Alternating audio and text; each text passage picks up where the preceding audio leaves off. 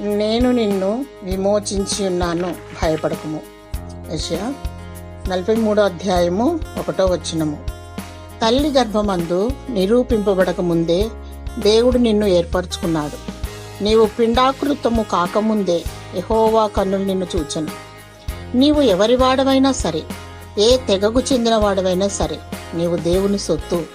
అనాది కాల సంకల్పం చొప్పున భయంకరమైన చీకటి నుండి ఆశ్చర్యకరమైన తన వెలుగులోనికి ఆయన నిన్ను పిలిచెను.